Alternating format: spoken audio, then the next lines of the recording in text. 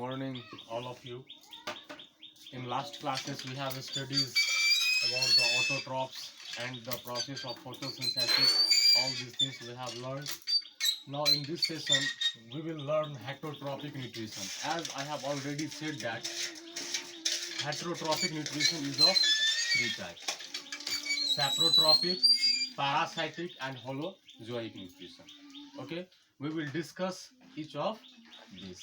First of all is saprotrophic nutrition. ये saprotrophic nutrition क्या होता है?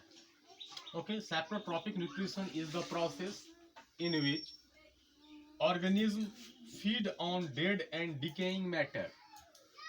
मतलब ये इस तरह का ऑर्गेनिज्म है जिसमें एक ऐसा प्रोसेस है जिसमें ऑर्गेनिज्म अपना खाना या अपना न्यूट्रिएंट्स जो है मरे हुए या सड़े हुए मैटर से ऑब्टेन करता है। जैसे मशरूम के पौधों को आपने देखा होगा कि गोबर के ऊपर में उगता है। जब गोबर सड़ते रहता है उसके ऊपर में वो ग्रो करता है। वो अपना न्यूट्रिएंट्स जो है गोबर से ही ऑब्टेन करता है। इसी तरह से बहुत सारे ऐसे प्लांट्स हैं, जैसे आप फंगस देखते होंगे, वाइट कलर का, कोई लकड़ी सड़ते रहता है उसके ऊपर में वाइट कलर का फंगस जन्म जाता है, फफूंदी जिसको कहते हैं। वो भी एक तरह का सैप्रोट्रॉपिक न्यूट्रिशन ही गेन करता है। वो एक तरह इसमें इस तरह के न्यूट्रिशन में क्या करता है, ऑर्गेनिज्म एक तरह का एंजाइम सेक्रेट करता है। उस डेड और डिकेइंग ऑब्जेक्ट पर ही एक एंजाइम या जूस, डाइजेस्टिव जूस क्या करता है, छोड़ता है, जिस कारण से वो मेटल जिसपे वो ग्रो कर रहा है वो डिकम्पोज होना शुरू हो जाता है, गलना, डाइजेस्ट होना शुरू करता है। तो वो डाइजेस्टेड फूड को फिर ये इस तरह का जो ऑर्गेनिज्म है सैप्रोट्रॉप जिसको कहते हैं, वो उसको एब्जॉर्ब कर लेता है और अपना न्यूट्रिशन गेन करता है। एक तरह से हम देख रहे हैं कि ये इस तरह के न्यूट्रिशन में जो डाइजेशन होता है वो ऑर्गेनिज्म अपने बॉडी के अंदर नहीं करता है, वो ऑर्गेनिज्म के बॉडी से बाहर ही हो जाता है। इसीलिए इस तरह के न्यूट्रिशन में जो डाइजेशन होता है उसको एक्स्ट्रा सेलुलर डाइजेशन कहते हैं। क्यों? क्योंकि ये डाइजेशन जो है ऑर्गेनिज्म के सेल के बाहर होता है, सेल के अंदर नहीं होता है। So in this type of nutrition organism secretes digestive juice directly on to the food. वो जो डिकेइंग और डेड मैटर है उसके ऊपर में ये अपना जूस सेक्रेट करता है। This digested food this digestive juice makes the food soluble. वो क्या करता है, उस खाने को घुलनशील बना देता है, जिसको सैप्रोट्रॉप्स जो है वो डायरेक्टली एब्जॉर्ब कर लेता है, अपना न्यूट्रिएंट्स गेन करता है।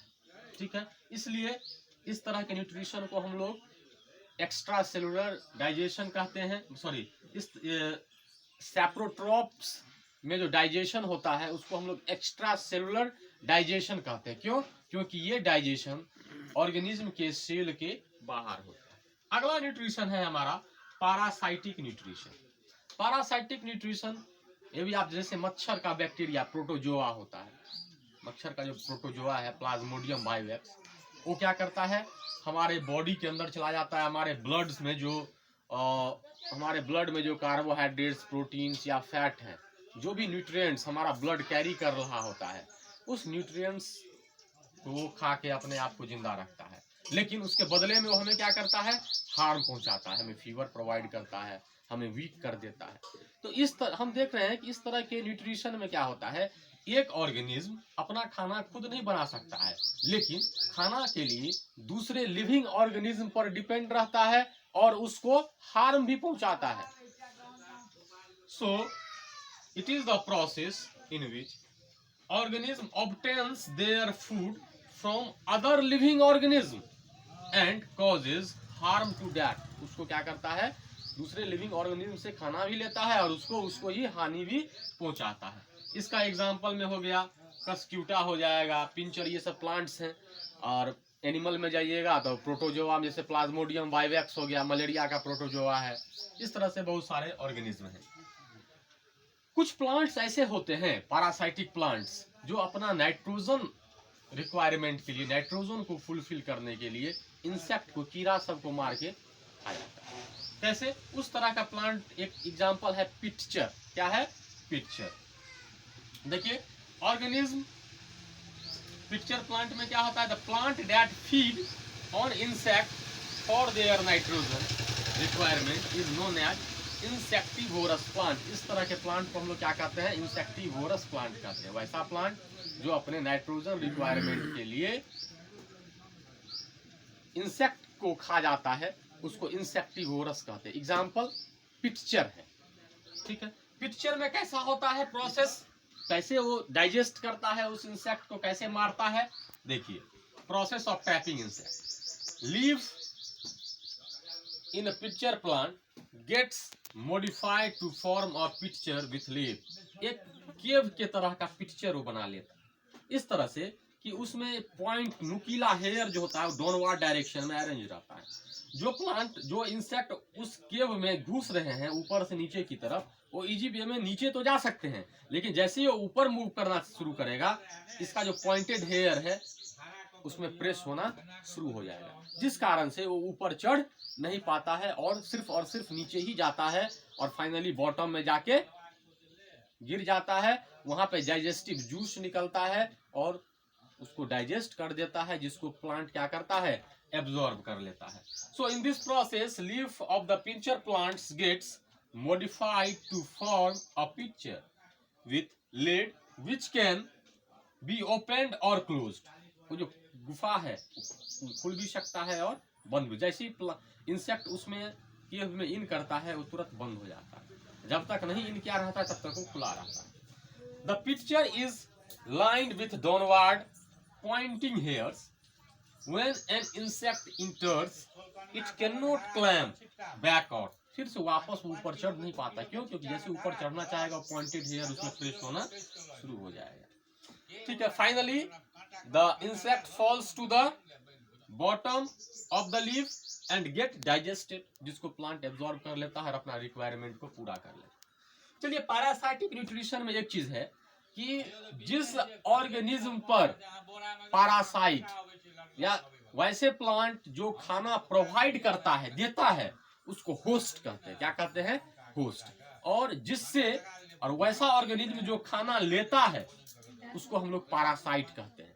पैरासाइट क्या है? पैरासाइट वैसा ऑर्गेनिज्म है जो लिविंग ऑर्गेनिज्म से फूड लेता है और बदले में उसको हार्म करता है, ठीक है। और होस्ट क्या है? वैसा ऑर्गेनिज्म है जो खाना पैरासाइट को प्रोवाइड करता है।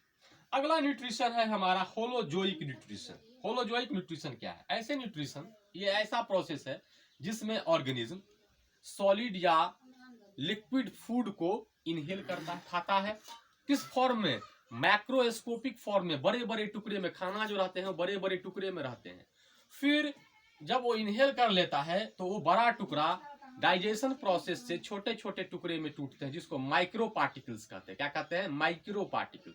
मैक्रो पार्टिकल्स को खाता है और वो डाइजेशन के बाद माइक्रो पार्टिकल्स में टूटता है, जिससे उसका रिक्वायर्ड न्यूट्रिशन जो है पूरा होता है, ठीक है। जैसे ह्यूमन बीइंग है, हम लोग रोटी खाते हैं, चावल खाते हैं, बड़े बड़े टुकड़े होते हैं, भोजन के बड़े बड़े टुकड़े हैं।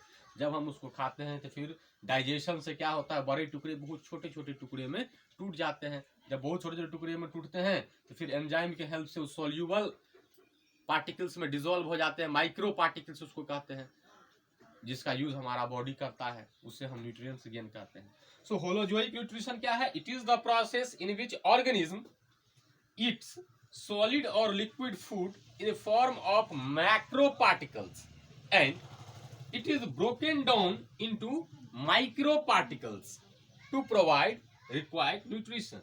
इस तरह का न्यूट्रिशन किस किस एनिमल्स में होता है? ह्यूमन में होता है, अमीबा में होता है। तो ये था और तीनों तरह का न्यूट्रिशंस, ठीक है। अगला टॉपिक है हमारा सिम्बायोटिक रिलेशनशिप। सिम्बायोटिक रिलेशनशिप क्या होता है? It is a relationship between two or more organisms which is beneficial for all।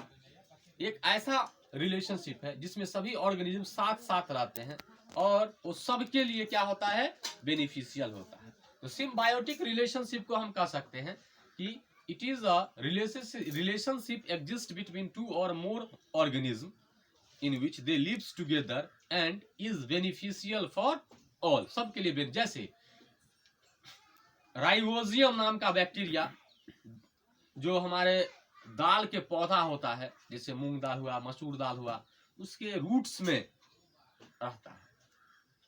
इसमें जो प्लांट है वो उस बैक्टीरिया को शेल्टर प्रोवाइड करता है, घर प्रोवाइड करता है, लेकिन उसके बदले में वो बैक्टीरिया क्या करता है, उस प्लांट को सॉल्यूबल नाइट्रोजन प्रोवाइड करता है, क्योंकि हम आपको लास्ट क्लास में बताए थे कि प्लांट एयर से डायरेक्ट नाइट्रोजन नहीं ले सकता है, उस नाइट्रोजन को डायरेक्ट यूज नहीं कर सकता है। तो उस नाइट्रोजन को बैक्टीरिया क्या करता है, सॉइल में डिसॉल्व कर देता है, सॉइल सॉल्यूबल बना देता है, जिसको इजी वे में प्लांट एब्जॉर्ब कर लेता है। इस तरह से बैक्टीरिया को शेल्टर मिल गया और प्लांट को नाइट्रोजन मिल गया, दोनों के लिए बेनिफिशियल है।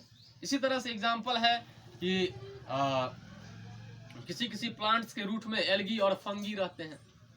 ये क्या करते हैं, एल्गी और प्लांट जो है एल्गी और फंगी को होम प्रोवाइड करता है, शेल्टर प्रोवाइड करता है, बदले में एल्गी और फंगी प्लांट को वाटर को एब्जॉर्ब करने में हेल्प करता है। इस तरह से हम देखते हैं कि ये जो रिलेशनशिप है दो या दो से ज्यादा ऑर्गेनिज्म के बीच में, वो सबके लिए बेनिफिशियल है, और इस तरह के रिलेशनशिप को हम लोग सिम्बायोटिक रिलेशनशिप कहते हैं।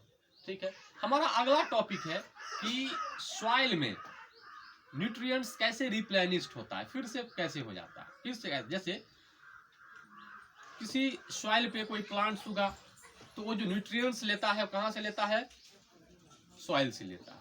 सॉइल से न्यूट्रिएंट्स लेने के बाद उस जगह पे न्यूट्रिएंट्स क्या हो गई, खत्म हो गई, तो फिर वापस वो न्यूट्रिएंट्स वहां पे कैसे पहुंचता है, ये जो प्रोसेस है अगेन एंड अगेन सॉइल में न्यूट्रिएंट्स मेंटेन रखने का जो प्रोसेस है उसको रिप्लेनिशिंग कहते हैं। क्या कहते हैं, रिप्लेनिशिंग ऑफ सॉइल। इसमें हम लोग इसको बहुत तरीके हैं रिप्लेनिश करने के, जैसे एग्रीकल्चरल फील्ड पे हम लोग मैन्यूर्स डालते हैं, फर्टिलाइजर डालते हैं ताकि न्यूट्रिएंट्स मेंटेन रहे सॉइल में। और फॉरेस्ट में जहां हम फर्टिलाइजर या मैन्यूर्स नहीं डालते, वहां पे क्या होता है, वहां पर जो लीव्स या जो प्लांट्स सड़ के गिर जाते हैं उसको क्या करते हैं, डिकम्पोजर डिकम्पोज करके उसके अंदर जो न्यूट्रिएंट्स होता है उसको फिर से सॉइल में मिक्स कर देता है। इस तरह से फॉरेस्ट में डिकम्पोजर जो है वो न्यूट्रिएंट्स को सॉइल में रिप्लेनिश करने का काम करता है, जबकि फील्ड में एग्रीकल्चरल फील्ड में हम लोग फर्टिलाइजर और मैन्यूर्स के द्वारा सॉइल को क्या करते हैं, रिप्लेनिश करते हैं। तो ये चैप्टर में इतना ही था। नेक्स्ट वीडियो में और नेक्स्ट टाइम हम इस चैप्टर्स के क्वेश्चन आंसर लिख के आपको भेजेंगे। Thank you.